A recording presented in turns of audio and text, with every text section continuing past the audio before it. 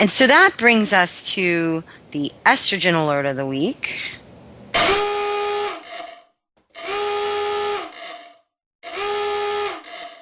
So this week, one of the women who's made one of the biggest impacts in politics is on our list, and that is Sarah Palin. Lover, hater, whatever. She has still got a huge impact on politics, and there's no doubt that her coming to Texas, stumping for Ted Cruz, playing a part in his campaign, had an effect on this win. There were people that supported him because they trusted her.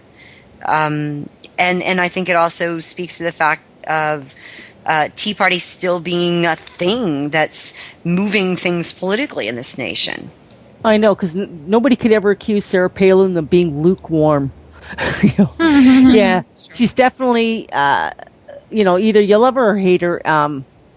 She's got some Canadian fans because I love her. My parents love her. And it was just because of how she handled herself.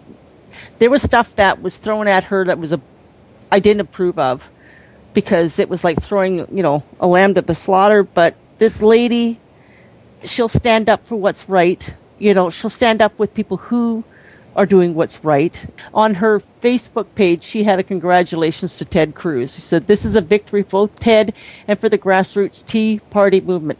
This primary race has always been about the kind of leadership we need in D.C.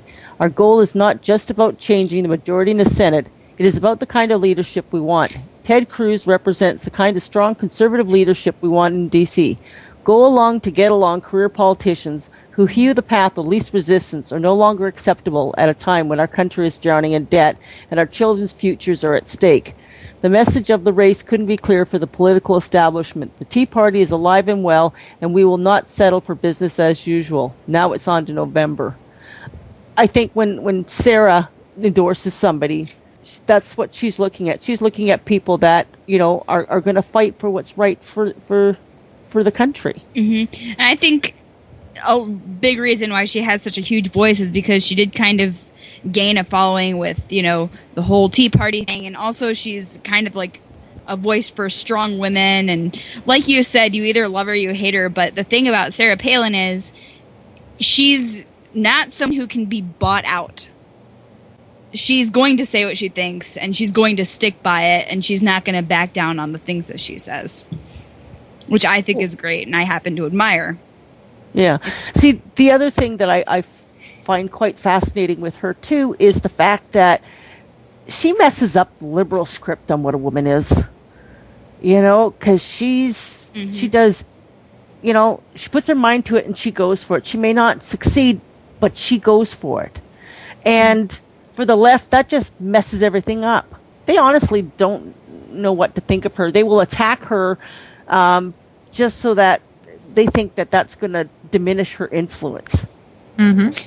Well, the left gets that way, but, one of the things that sort of she's been fighting from the beginning is the establishment on the right trying to sabotage her, too. There's a story from last year where she was sort of having it out with Karl Rove. There was some words back and forth. He's not very much a fan, but you don't typically think of Karl Rove as part of the revolutionary, new Tea Party political philosophy.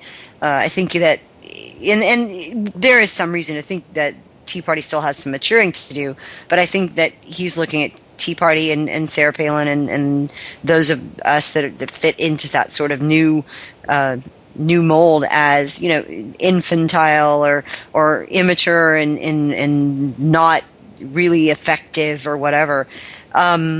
Touche, Carl. I'm sorry. Anytime you start getting the same old, and you don't change, you stagnate. So Sarah Palin is in there stirring things up so that we can get some fresh blood back in. If you keep going the same pattern, look at the economy, even up here in Canada, we have people doing the same old, and we're stagnating in certain parts of our economy. There's some that there is growth, but that's because they stirred the pot on it. We need more Sarah Palins in politics to make sure that we're not doing the same thing and people are lining their pockets to make sure that their district or themselves are the ones benefiting. We need people in like Sarah Palin who's going to find people that want to make America the best country and keep it that way. Right. And I don't mind being called nutty fringe if it means that A, we win, and B, that we actually get some change of attitude in Washington, D.C.